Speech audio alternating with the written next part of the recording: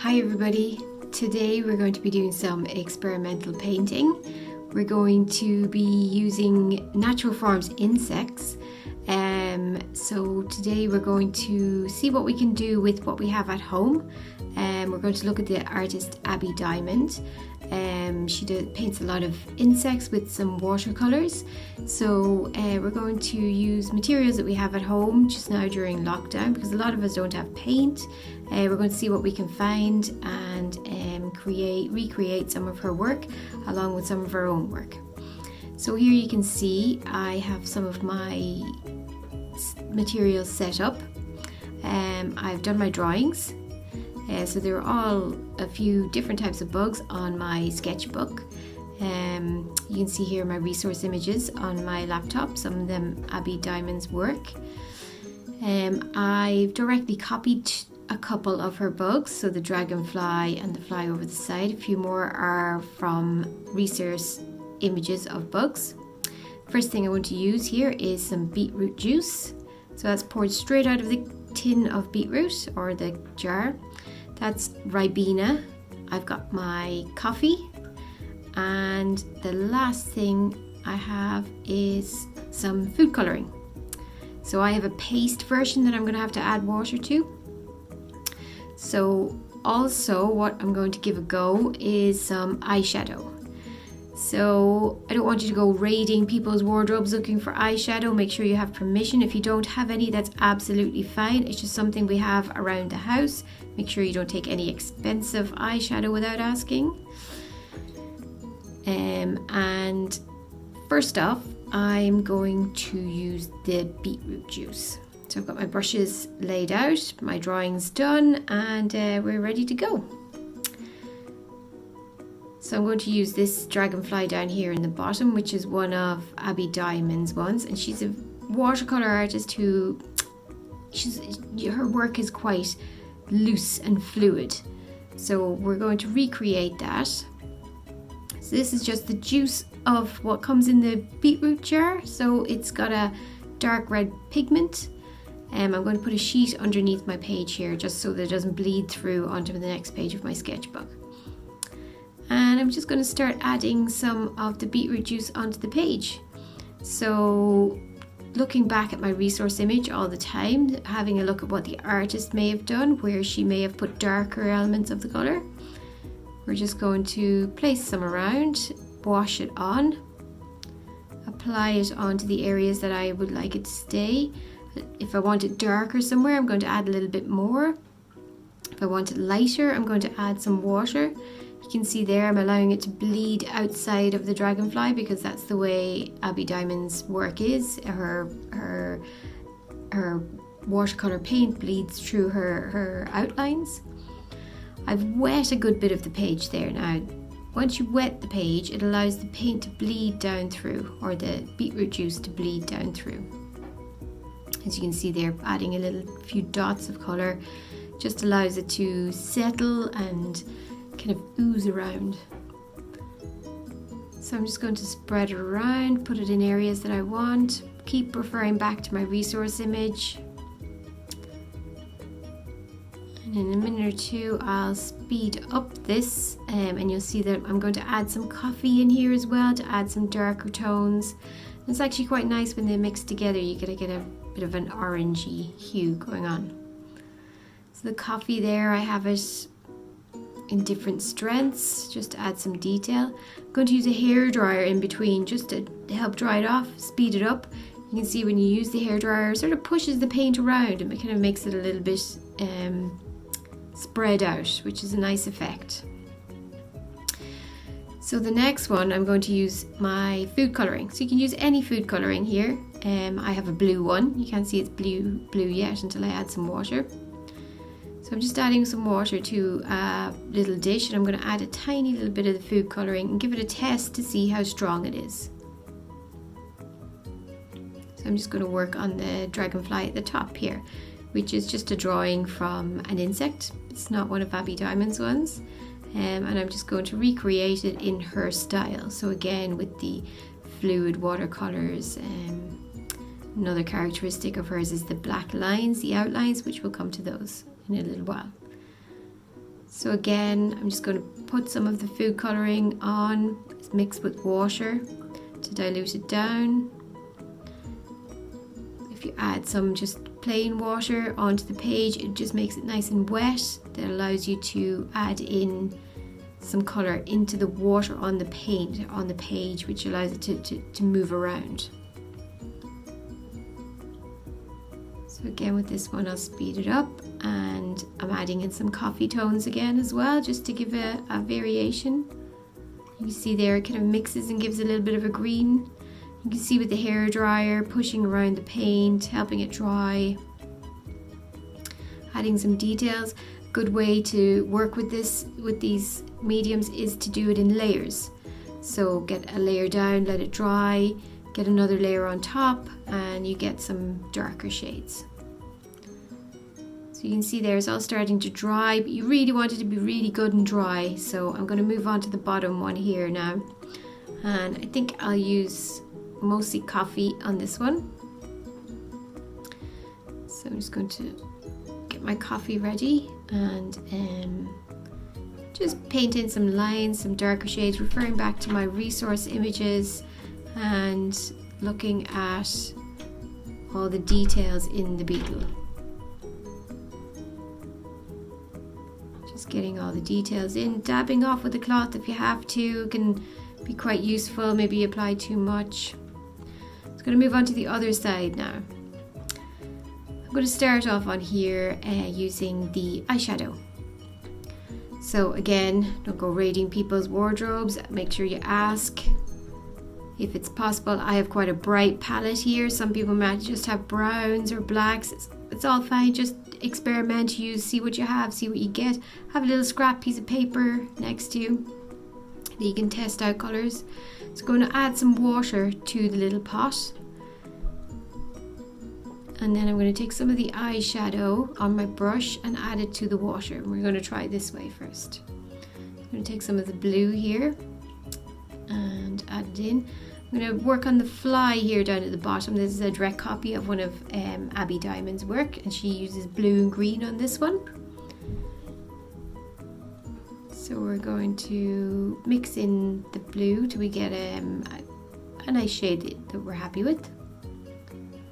We're going to dab it on around the fly in the areas, referring back to my resource image. I know you can't see it there in the picture, but it's to the side where I can see Abby Diamond has added the blue in around the areas of the fly. It bleeds outside of the fly.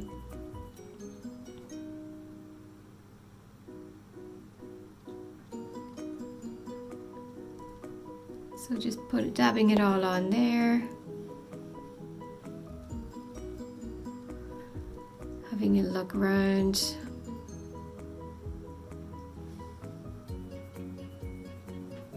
What I'm going to do then is I'm going to wet my brush, and I'm going to go in and I'm going to use the green straight on with the green. Not going to dilute it down with water and get a much stronger hue onto the page.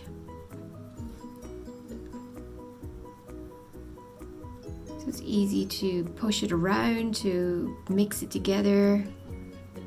And it's just another way of adding colour to a page of a drawing at home in lockdown when we can't access the school materials.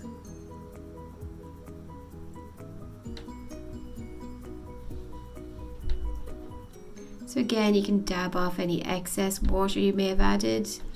Just keep working on layers.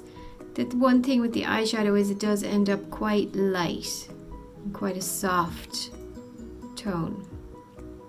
So I'm actually going to finish this entire page here in the eyeshadows. Just adding different colours on. I've used orange there, I've mixed it with a bit of water. I'm using a bit of coffee there again, just to get some darker tones in, allowing the paint to bleed and spread out through the page. Another little tip I was doing there was adding some little splashes of paint. Abby Diamond's work is quite expressive with splashes and splodges of paint. So I've just used my paintbrush to tap gently on my paintbrush and add some little splodges and splashes around my page. Just went back there and worked on the little beetle because he was dry. He doesn't look like he's turning out as quite as well as the others, but persevere and kind of keep going, and it's all experimental, see what happens. Going to leave them dry in between layers and keep working and changing. You can actually go back in with water and it will remove some of the coffee. It will change how it bleeds into each other, so don't give up on something, you know, keep giving it a try. So I'm just doing this other little beetle up in the corner again, dabbing off some paint or eyeshadow. And I think I'm going to leave that to dry now. Make sure everything is nice and dry before I come back to it with my fine liner. You can see there we've got some nice areas of paint, the way it's bled into the page, the way it's working around the insects, how the lines are, the difference between the line and the paint is blurred. So making sure it's all completely dry before we start. So I have my resource images here again. You can see that's Abby Diamond's work, and they're just my resource images of other books that I was using. So they're all there in front of me to refer back to at all times. You can see here, just looking at the details of the paint, how it's bled, how it's dried, nice watermarks, splashes around the page, very similar to what Abby Diamond would have in hers.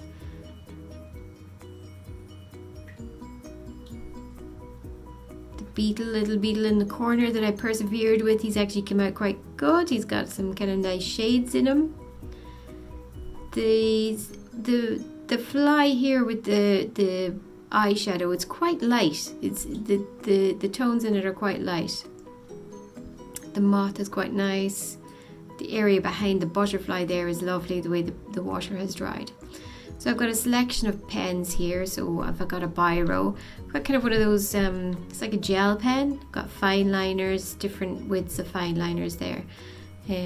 Just different pens to see what's going to work well with the bugs. So I'm going to go with it's like one of those gel fine liner pen things.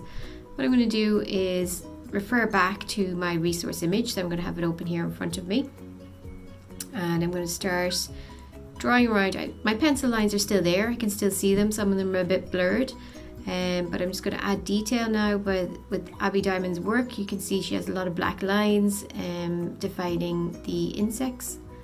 So I'm just going to start working around all the elements of the drawing. This dragonfly is actually sitting on a twig, and I'm just going to outline everything first. I think is the best method. If you just get the outline so you can see where you're working, and I can add all the little details in afterwards. It's better to start with that and add to it rather than doing too much detail in one area and realizing that it's not working. So if you just add slowly and build it up slowly, you can stop when you feel you have enough. So it's important to take your time with this part, you know, just so you get it right. You want the form to be right. You want it to look like an insect at the end and look like what the resource image you're working from.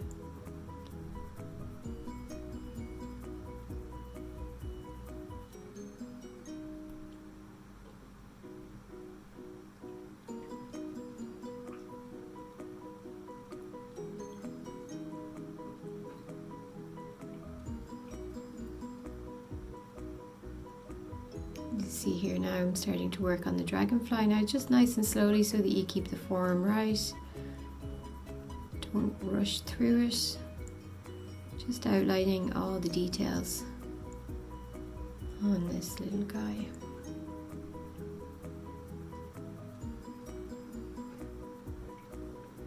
Referring back to my resource image at all times to make sure things are looking right.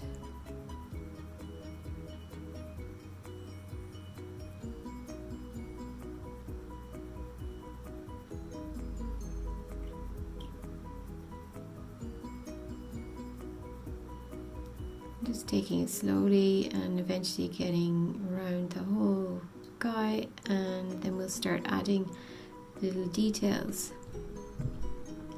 In Abby Diamond's work, you'll see that she has quite a lot of areas where they've got some dark areas, some dark shading, kind of blacked areas. I added these in with the pen. I found that was the easiest way. What you can do is, once you've done the pen, you can work back into it with a wet paintbrush, and that'll kind of blur the lines a little bit. You'll see at the end, I'll put some images up at the end with the fly. That's what I done. I felt he's a bit light. The eyeshadows were very soft in colour, so once I had the pen on, I actually went back over it with a dark paint or a wet paintbrush, and it just added in some darker areas and kind of bled into it a bit. Then I went over it again in pen, so just to add in a few more bits of detail. So you can see it's a process. You have to take it slowly and keep working at it. Leave it to dry, work on something else in the meantime, come back to it and see how you go. I'm going to start now on to the dragonfly. His colours were a little bit more delicate. They weren't as strong as the beetle, so I think I'm going to use a slightly lighter drawing. You can see there that it's not as heavy as the beetle. Whereas on the moth and the little beetle at the bottom, you can see the lines are quite heavy and quite dark. So that's my finished page there of various insects. You can see the details in on the wings of the dragonflies. I've used a little bit of shading and cross-hatching in darker areas to add detail and finish it all off. I think the little beetle down the bottom came out quite good. Some spots and things there added some nice detail. Being careful not to go outside the lines and keep the form of the insects is really important. So I'm really looking forward to seeing your work, guys, and seeing what materials you can use from home. Okay, bye.